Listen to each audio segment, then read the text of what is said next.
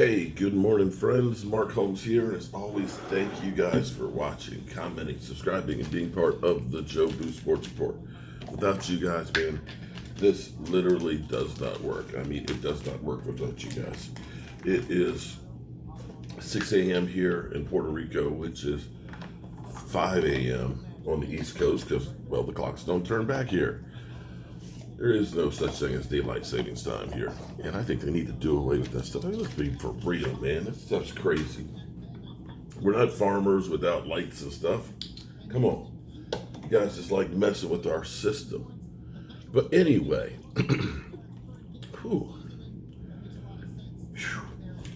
I'm feeling it today, man. This week has been incredible. The work and stuff we've been doing, this house, we're actually going to get more work done on this house than we were originally scheduled to do. It's really going to be a complete extreme makeover. And I've been doing a lot of videos on my new channel, Joe Boo's Day Job. Actually, you can follow along in there and actually see where we started and where we are now. I got a new set of people that are coming in. Bob, my buddy Bob the Builder, he's going to be back. But we're coming down the home stretch. I've got today and full day tomorrow, and then we head back home. Thank goodness. Miss my wife and the dog, or the dogs and the fish and everything. So it'll be good to get back home. And I want to thank everybody already in advance because there's so many people that have sent me a message and sent me a screenshot and said, "Hey, I voted." I am one of 5 finalists for Fanside Fan of the Year. And it's voting for it. They picked the winner on the 13th of the month. So, 6 days, 5 days from now. I don't even know what day it is anymore. So, if you think that I deserve that, please go through and vote for me. My plan is, if I win, it's $2,500 in StubHub credit, which means I can buy tickets or concerts or something like that. But I think would be perfectly fitting for what we do is to do a trip and buy tickets for fans that have never been to a game or couldn't afford to go to a game and things. And we do kind of like we did with the Eagles, where we had Miss Jackie and Sarah and some other fans and stuff, so we can sit together and go to a game together. And that would be me trying to do what I do, which is giving back. So, if you think I deserve it, please, by all means, vote for me. And we'll see what we're going to see. Even if I don't win, it's truly an honor to have even been picked, to be in the conversation. There's some great other fans that are in the contest and are well-deserving as well. But come on. Let's get the win for the Dallas Cowboys, man. We're America's team as well as the world's team. So please, vote for me. Okay, so it's kind of interesting. Dez Bryant tweeted that he is interested in still playing football. And that over the next 2 weeks, he's going to be calling some teams to tell them that, hey, I'm interested in still playing some football. And so that begs the question, and I know every time Dez Bryant's name pops up, and matter of fact, every time any receiver's name pops up, we immediately are in there, let's get a guy. People are saying, let's sign AB. From the standpoint of what we have right now, Amari Cooper has been everything you want from your number one and more. The only concern, of course, is he's been a little bit banged up and nicked up all season, from the heel in training camp to a multitude of other ailments, the knee, the thigh bruise, and things like that.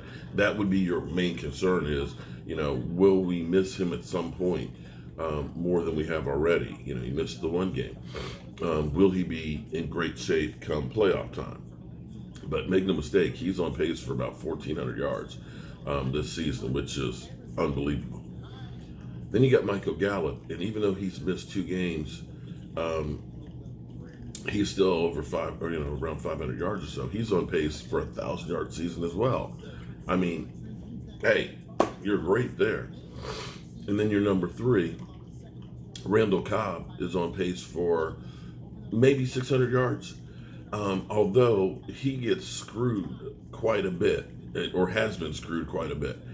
I think he's had a couple, like 2 or 3 or more touchdown receptions that have been called back because of flags on other people.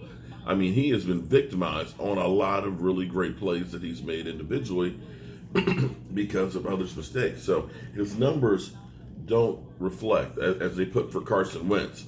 Carson Wentz is playing a lot better than his numbers show. In Michael Gallup's case, he actually caught the passes, but unfortunately they were called back because of holding or something like that. So it is what it is. So the question is, do you bring back Dez Bryant, who says, I'm not interested, I don't have to be a starter, I can be a role player. I just want to be part of the team. When you look at what the Cowboys did, a lot of people question bringing back Jason Witten because they said, oh man, he's been out of football for a year. Jason Witten is slow as could be. That's a waste of money. But here's the thing with Jason Witten. Jason Witten has been that security blanket that Dak Prescott was missing last year, that outlet. He's not going to be a big game breaker very often, okay? Let's face it, Jason Witten is old. Jason Witten is slow, but he's a guy with sure hands that will keep the chains moving. And you've got to admit that having Jason Witten there has helped this team, as well as helping, I think, Blake Jarwin develop. You think about where we were last year at this time as far as tight end play was, and as much as you guys say, well, Jason Witten's numbers aren't that great, take a look at where our tight end numbers were last year at this time. It was some shit. Definite plus. Sean Spider-Man Lee, part of the old guard.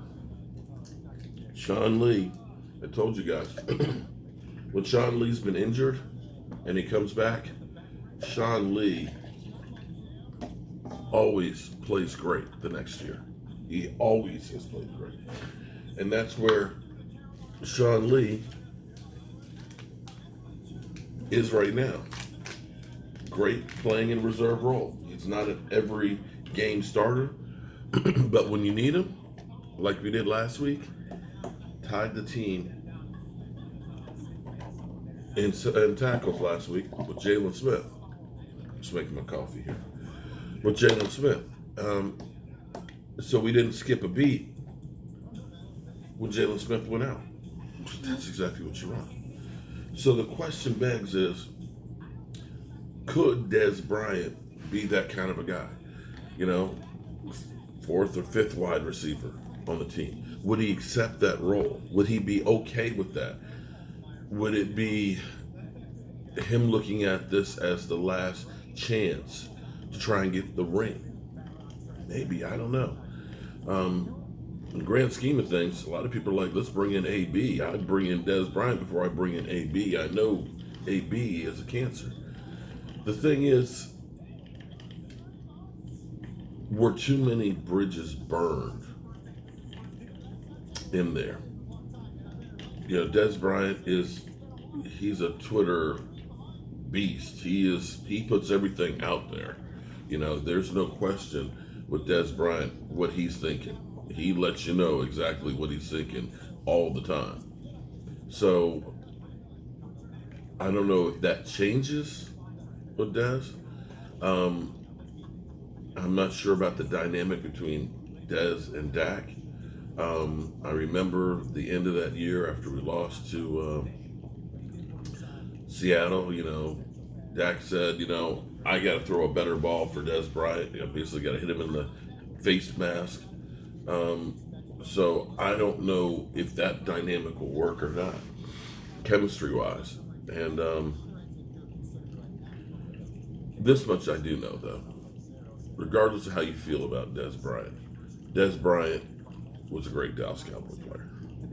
Dez Bryant is one of those guys like Tony Romo and, of course, Jason Witten and Sean Lee and DeMarcus Ware guys that you looked at and you said deserved to win a championship with the Cowboys, to get that ring, to be part of the Dallas Cowboys that came before them that were Super Bowl champions. And maybe from some standpoints, you figure out a way that you can have Tony Romo as a consultant for the Cowboys, and you end up getting Dez Bryant in that role, and you make that run and get that ring so they can ride off in the Super Bowl sunset. I don't know, but I'm sure there's going to be a lot of talk about that today. But one other interesting note: if you go on Bleacher Report, and I haven't had time to really keep up with everything like I normally do, with everything that's going on down here, but I see the Eagles have posted a Dak versus Carson Wentz statistics thing, and Cowboy Stats lit them up because in it, for some reason, a lot of people like to do these comparisons but don't want to use 2016 in it. So they literally listed the statistics of Carson Wentz and Dak Prescott, 2017, 2018, and what we have 2019. And so they're shaded a little bit more on Carson Wentz. So you look at this, you say, oh, Carson Wentz is beating the crap out of him. But when you put in all 3.5 seasons, that's not the case. What they fail to put in there, though, of course, is the record between each other, Eagles Nation, because Carson Wentz is some bullshit when it comes to playing against the Dallas Cowboys and Dak Prescott. Dak has owned that ass. Just ass. But hey, if it makes you Eagle fans sleep better at night, go right ahead. Now, I'll put the link in the description for the Fan of the Year contest. I appreciate everybody who's gone out there and already voted. And let me thank you in advance for voting. I need to try and do something special for this and all you fans and things. I wish I were home in my man cave so I could really keep up with everything. But, I feel like I'm doing something that's really, really good. All right, guys, I got to get to work. I'll see you soon.